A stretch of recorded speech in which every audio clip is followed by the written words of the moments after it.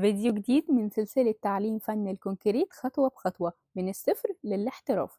في الفيديو ده هقولك تاني طريقة من طرق التلوين الداخلي للكونكريت، وهي طريقة الترخيم أو طريقة الماربل. بس قبل ما نبدأ، لو لسه ما اشتركتيش في القناة اشتركي وفعلي زر الجرس علشان يوصلك كل الفيديوهات الجديدة بإذن الله. ولو عجبك الفيديو ما تنسيش تعملي لايك وشير علشان يوصل لناس تانية كتير. يعني ايه ترخيم؟ يعني بعد ما اعمل الخليط هضيف عليه نقط من مركزات الألوان، وهاقلّبها بأي عصاية رفيّعة علشان نعمل خطوط بسيطة وتدّيني شكل رخامي. ممكن نعمل الترخيم بلون واحد وممكن نعمله لونين أو أكتر، بس الأفضل ما أزوّدش عن لونين وما أحطّش كتير، لإن المركزات لو كتّرت منها هتضعف القطعة وهتخلّيها هشة جدًا وسهلة تتكسر، لإنها بتكون مش مدموجة مع الخليط وهو بيتعمل. هنعمل أول حاجة ترخيم بلون واحد.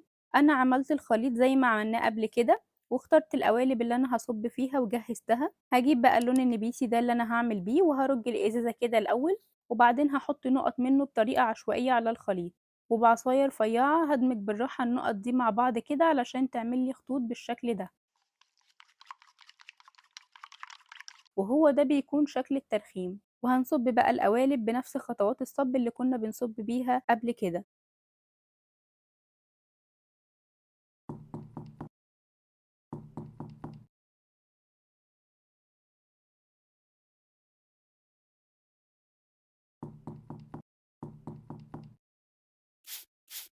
بعد ما بنصب أول قالب اللون بيبدأ يختفي من الخليط، فلازم أحط نقط من اللون تاني قبل ما أصب القالب التاني علشان كلهم يكونوا نفس الشكل واللون.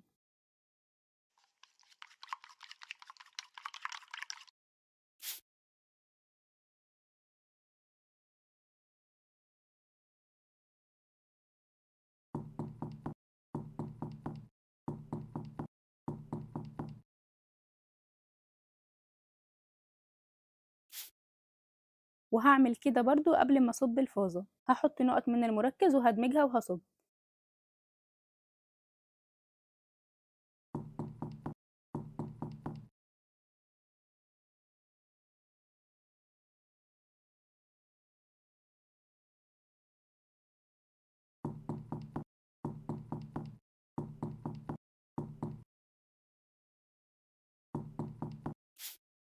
بعد ما صبيتهم بقى كلهم هسيبهم ساعة ينشفوا وهنفكهم مع بعض.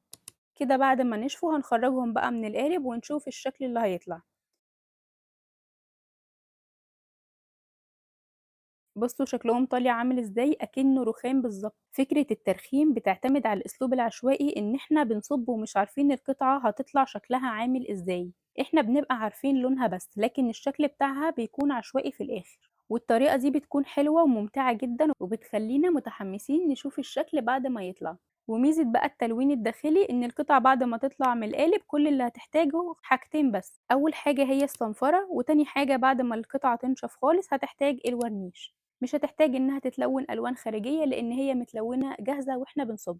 بعد ما طلّعت القطع من القالب هاغسلهم بقى بالمَيّة علشان لو في أي زيادة من اللون أو البودر ما تنشفش على القطعة.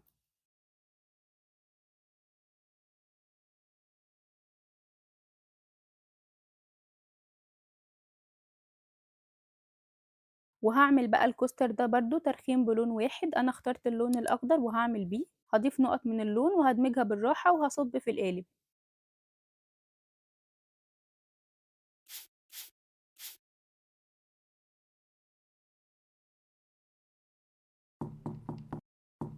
ولمّا اللون يبدأ يختفي هاحط نُقط بسيطة تاني وهادمجها علشان أكمّل صَب.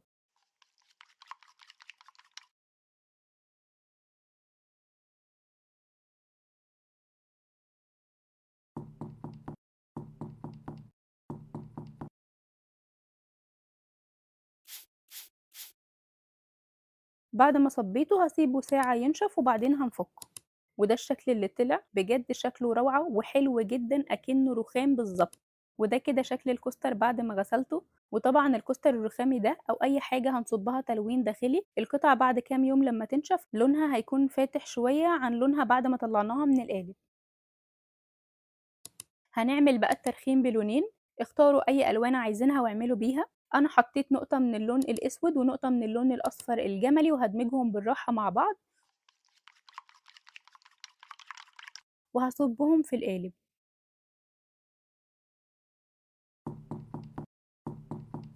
ولمّا اللون يختفي هنحط تاني زي ما عملنا وهنصُب.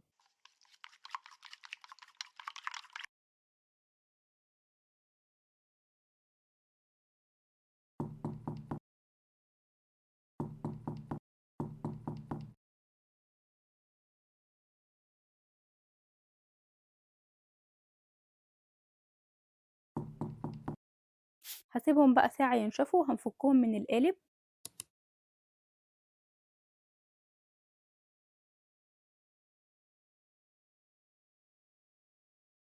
وده كده شكلها بعد ما فكيناها من القالب. اللون الأسود اندمج مع الأصفر ودي كانت نتيجة اللونين مع بعض. هاغسل بقى الكُستر عشان لمّا ينشف يكون نضيف وما عليهوش أي ألوان زيادة.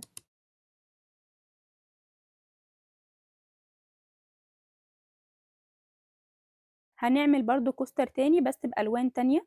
هاحط لون بنفسجي ولون برتقاني وهادمجهم مع بعض.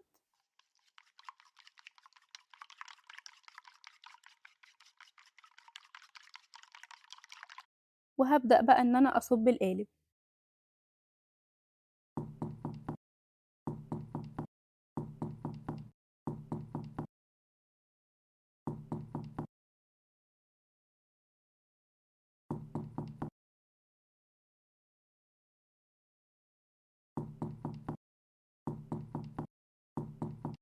بعد ما صبيته هاسيبه برضه ساعة ينشف وهنطلّعه من القالب.